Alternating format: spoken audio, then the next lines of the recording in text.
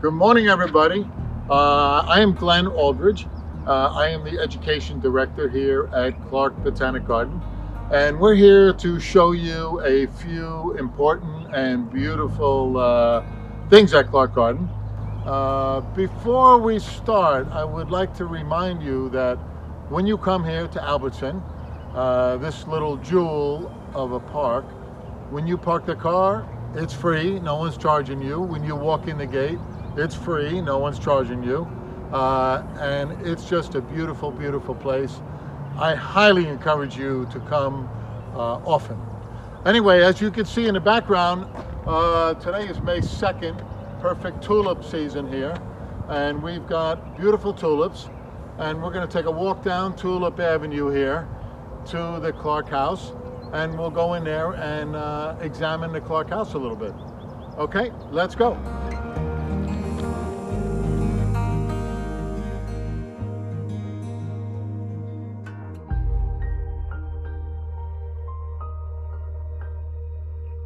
We're here at the Clark House, and it's called the Clark House, and it's called Clark Botanic Garden because the Clark family actually lived here back in the day. They were here in the 1920s, and were here for decades. The Clarks, which is Grenville and Fanny Dwight Clark. By the way, the garden is named after her. It's the Fanny Dwight Clark Memorial Garden. They had kids, and they brought their kids up here. Back in the 60s, Grenville died, and they decided to donate the house and the grounds to the public. And who's the public? All of us. So we get to enjoy this beautiful piece of property that belonged to the Clark family. And a lot of the horticultural design was done by Fanny Dwight Clark. A lot of the plants and trees on the property were planted by her and her staff. So this is a real house that real people lived in back in the day, and now it is open to you to come and visit. I encourage you when you come to Clark Garden to come into the house. It's wonderful. We're going to go take a peek inside right now. So the library is filled with books about horticulture. Many of them are very old, and I love that because I am an organic gardener, an organic orchardist, and these books, many of them were written before the advent of the chemical age, which really came after World War II. Late 40s, 50s, we started to use all the chemicals on the farms and in our yards. Before that, the chemicals really didn't exist.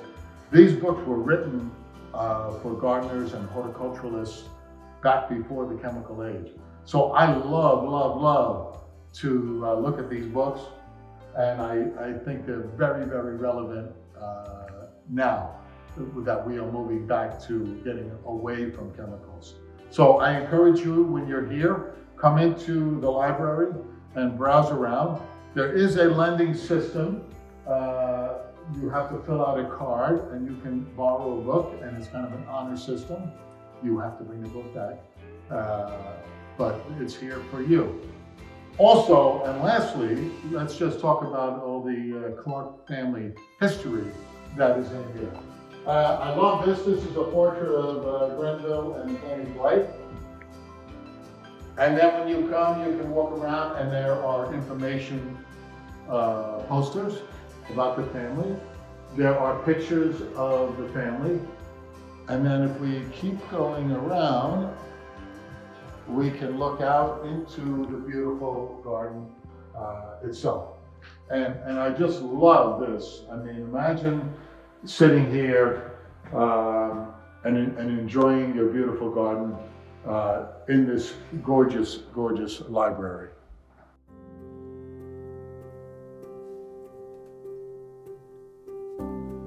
We're here at the famous oak tree, my favorite tree. It's just a gorgeous, gorgeous old tree. We think it's about 200 years old. Unfortunately, we don't know exactly, and the only way to find out exactly would be to cut it down and count the rings. So obviously we're not going to do that. because it's still a really healthy, beautiful, beautiful tree. Um, what I like about it is it provides us with shade. The tree has so many branches and produces so many acorns that it can supply food for lots of wildlife. I also want to think about what the wildlife does for the tree. And this to me is really, really fun, is that when squirrels collect acorns, do they eat the acorns right away? And the answer is no.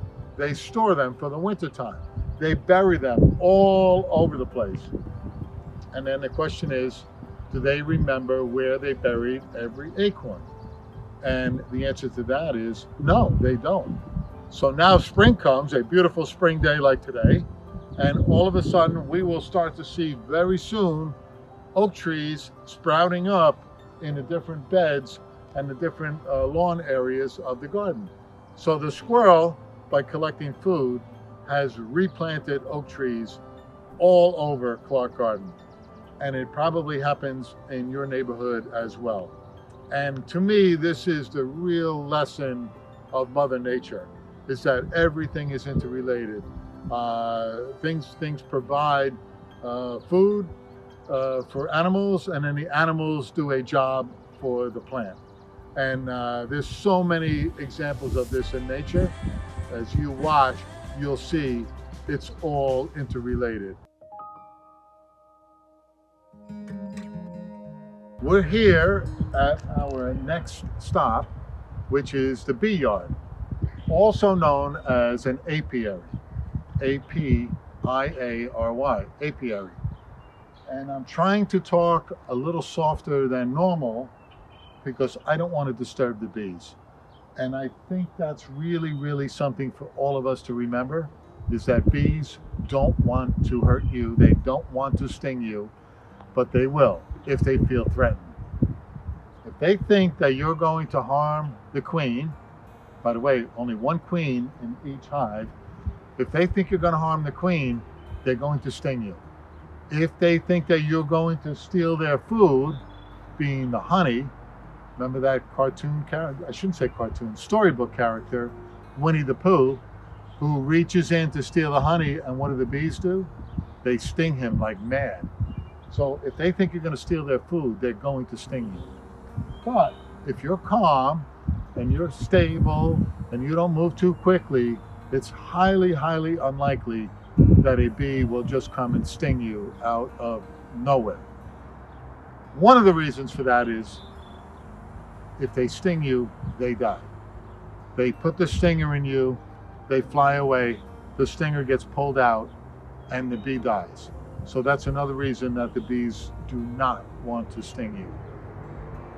Richard and Helen, beekeepers, they put up a couple little signs there. No bees, no food. And what they mean by that is the bees do the pollinating of the flowers on fruit trees and berry bushes and vegetables. And without the pollination, the fruit won't grow.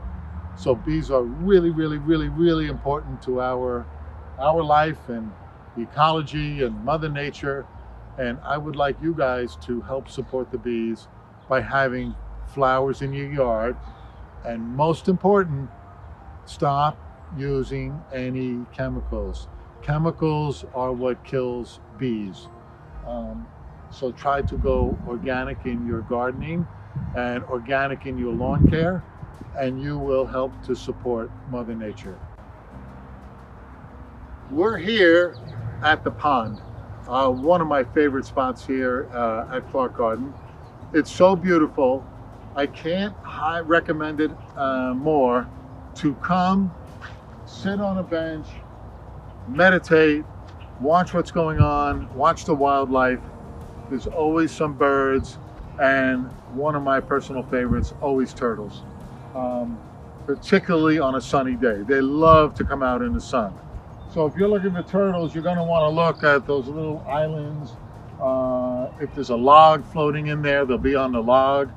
You can walk around the pond, and there are benches all around, and I would recommend stopping at almost every bench and sitting down, resting, meditating, and just enjoying Mother Nature at her best here. Also, if you look carefully and get lucky, you'll see some really big koi in there. People had koi in their ponds, and some people still do. And I suspect that somebody brought their koi over here and put them in the pond. And now they're big. They're a good foot long koi.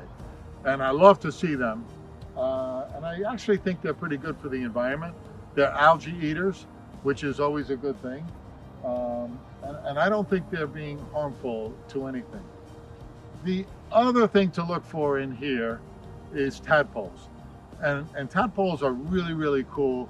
There's a lot of frogs that live around here. And the tadpoles, you'll see them in the shallow water right by the edge. You'll always see tadpoles here. And I think that's really, really fun.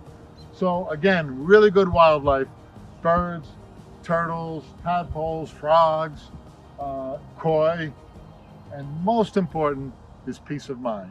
And just sitting down and resting and enjoying Mother Nature here at Clark Garden.